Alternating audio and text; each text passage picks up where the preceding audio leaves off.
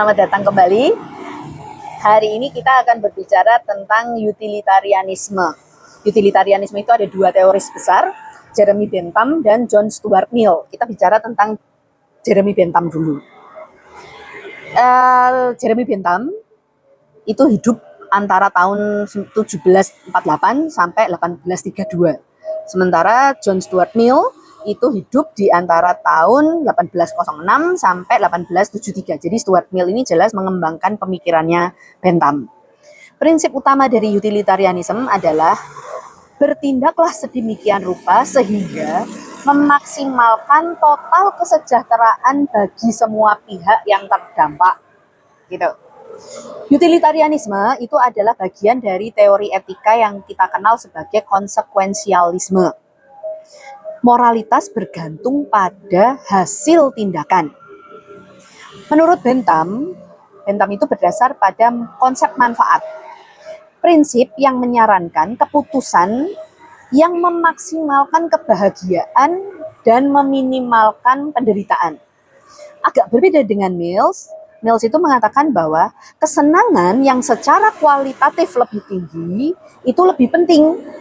Nah, di sini Mills sudah memasukkan perbedaan antara kesenangan yang berdasarkan intelektual dengan kepuasan indrawi. Gitu. Ketika kita bicara tentang utilitarian, kita berbicara tentang tindakan benar versus tindakan salah. Di dalam konsep utilitarian, tindakan benar adalah tidak menghasilkan kesejahteraan yang lebih buruk daripada alternatif lainnya. Jadi dari bermacam alternatif, tindakan yang paling benar kalau dia menghasilkan kesejahteraan yang baik dibanding alternatif lainnya. Gitu. Sebuah tindakan adalah salah kalau gagal dalam memaksimalkan kesejahteraan. Utilitarian mengenal yang namanya obligatory action. Tindakan yang salah jika tidak dilakukan. Contohnya misalnya, kalau ada orang tenggelam nih, tindakan Anda apa? Kalau Anda mengatakan bahwa tindakan wajibnya adalah menolong, belum tentu. Tindakan menolong orang tenggelam itu hanya obligatory action kalau Anda bisa berenang. Kalau Anda tidak bisa berenang, ya ini tidak menjadi tindakan yang wajib dilakukan. Gitu. Nah, menurut Jeremy Bentham, etika utilitarian adalah pemikiran filsafat moral yang mengarahkan tujuan norma-normanya untuk memaksimalkan kegunaan bagi sebanyak mungkin anggota masyarakat. Itu inti utilitariannya Jeremy Bentham. Prinsip kegunaan. Tujuan semua fungsi objek adalah menghasilkan keuntungan, kebahagiaan, kebaikan, serta mencegah kekeliruan, kesakitan, dan kejahatan. Gitu.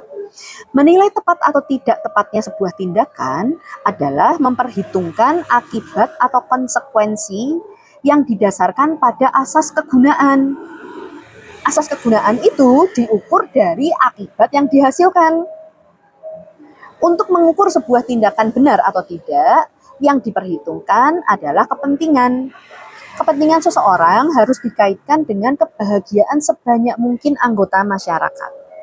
Ketika kita melihat etika sebagai dasar hukum, gitu, kita melihat alasan pembuatan hukum itu diletakkan dalam kerangka keuntungan di masa depan.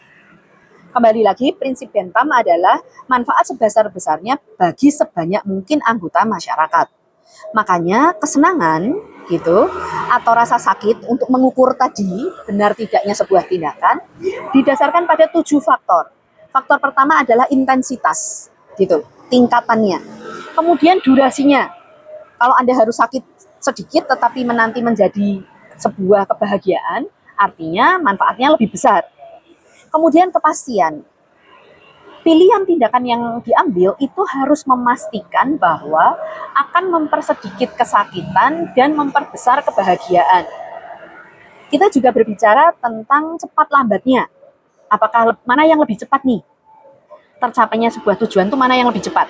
Gitu. Murni atau tidaknya sebuah niat. Berbuah banyak atau tidaknya sebuah tindakan. Kalau pilihan alternatif yang dipilih itu ternyata hasilnya lebih sedikit dibanding alternatif yang lain, berarti pilihan yang diambil itu menjadi salah karena ada alternatif lain yang lebih baik. Gitu. Dan yang terakhir, banyak atau sedikitnya orang yang terdampak. Kalau keputusan yang diambil itu hanya berdampak pada sebagian kecil dari masyarakat, berarti keputusan ini diambil secara salah, gitu. Pendapat Bentham ini sangat kuantitatif dan pragmatis, tetapi mengabaikan bentuk kesenangan yang tidak dapat dikuantifikasikan melalui hal-hal yang bisa terlihat. Contohnya misalnya kepuasan intelektual. Nah, ini yang kemudian dikembangkan oleh John Stuart Mills yang menekankan pada aspek kualitatif daripada kuantitatif dalam mengukur kegunaan. Gitu.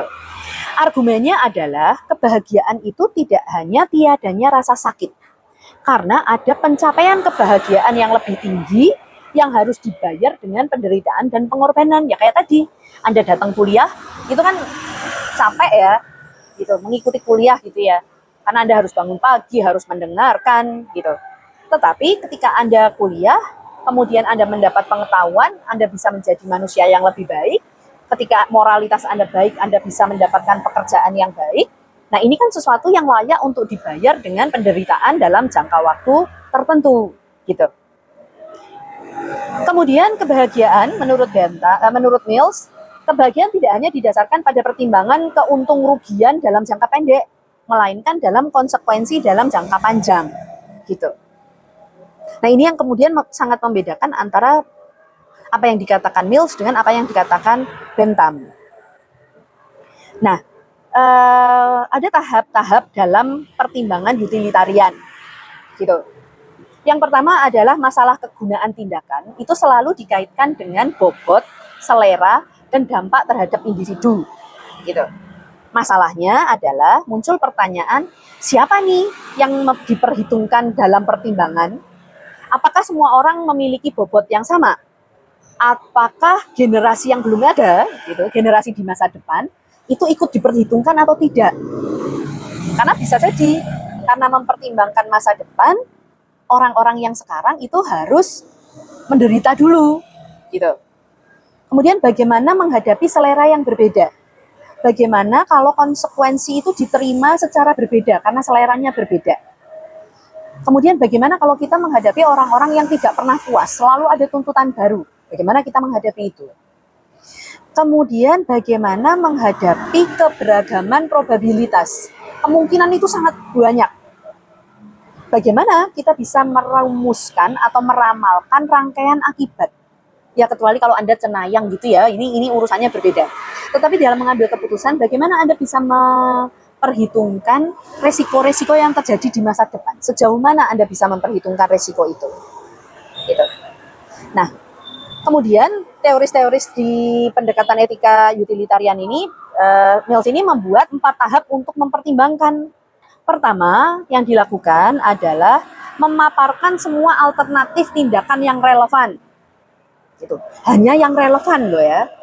Kemudian mendaftar semua pihak yang akan terkena dampak gitu dari alternatif tindakan-tindakan itu. Kita nyari dulu semua tindakan alternatifnya apa toh? Gitu. Kemudian siapa saja toh yang akan terdampak gitu. Kemudian mengukur bagaimana mereka akan terkena dampak dengan memperhitungkan keuntungan atau kerugian dalam setiap tindakan. Pada akhirnya harus bisa memilih tindakan yang akan memaksimalkan manfaat, gitu, menghasilkan keuntungan yang lebih besar daripada kerugiannya. Nah, Anda bisa melihat di dalam contoh tabel ini bagaimana model pertimbangan utilitarian, gitu ya. Nanti ada bisa dilihat misalnya tindakan satu itu arahnya seperti apa, pihak mana yang diuntungkan, itu Anda bisa lihat. Nah, kelemahan dari pertimbangan etika utilitarian adalah pertama, memperbolehkan tindakan yang merugikan sebagian masyarakat demi kepentingan sebanyak mungkin orang. Masalahnya adalah pemikiran seperti ini itu rentan terhadap diskriminasi terhadap kaum minoritas. Karena mereka kecil, tidak didengarkan. Nah, ini menjadi masalah pada pendekatan etika utilitarian. Kemudian, etika utilitarianisme dianggap kurang peduli pada masa depan. Ya kenapa? Karena kan orangnya belum ada, gitu. Kalau kita bicara sebagian besar masyarakat, masyarakat yang mana nih? Kan otomatis kita pasti berpikir tentang masyarakat pada saat ini, gitu. Kemudian tidak praktis karena tidak mungkin mempertimbangkan semua konsekuensi. Seteliti-telitinya kita pasti ada konsekuensi yang di luar apa yang kita pikirkan, gitu. Kemudian muncul ancaman pada hubungan karena tujuannya pada hasil, gitu. Rentan pada resiko pengkhianatan terhadap teman untuk kebaikan yang lebih tinggi, gitu. Karena misalnya nih, saya berteman dengan atau Anda berteman antara si A dan si B, gitu. Tetapi untuk kebaikan yang lebih tinggi, gitu, kayaknya si A ini mending sama si C deh. Nah, hubungan emosional yang sudah dibangun antara A dan B ini menjadi rusak. Karena yang dikejar adalah hasil akhir, gitu. Bagaimana caranya etika utilitarian ini bisa berjalan dengan sempurna? Itu yang bisa hanya kalau kita punya standar moral orang yang sangat suci, gitu. Nah, etika utilitarian juga dipandang sebagai terlalu permisif karena kemudian membenarkan tindakan buruk jika outcome-nya adalah sesuatu yang baik. Nah, etika utilitarian itu kemudian melakukan pembelaan, pastikan, gitu. Mereka mengatakan bahwa utilitarian itu menggunakan perkiraan, bukan perhitungan tepat. Jadi nggak bisa dong diukur secara kuantitatif, nggak bisa, gitu. Utilitarianisme juga mempromosikan imparsialitas, gitu, kesetaraan, kepedulian global, gitu. Jadi walaupun ada kelemahan-kelemahan, etika utilitarian mempertajam pemahaman kita pada alasan moral dan proses dalam pengambilan keputusan. Nah, sebagai proses refleksi, gitu, dan melihat relevansi, utilitarian itu menjadi dasar teori moral pada bidang etika, hukum, dan pengambilan keputusan. Etika utilitarian juga mempromosikan concern kepedulian yang imparsial, gitu. Semua orang itu dipertimbangkan. Tetapi pasti tantangannya ada. Bagaimana kita seperti tadi mengukur kesejahteraan itu bagaimana? Bagaimana personal sacrifice itu diukur? Kemudian walaupun etika utilitarian ini tidak perfect, gitu, tetapi lagi-lagi etika utilitarian ini membantu kita untuk melihat, menimbang bagaimana proses kita mengambil keputusan.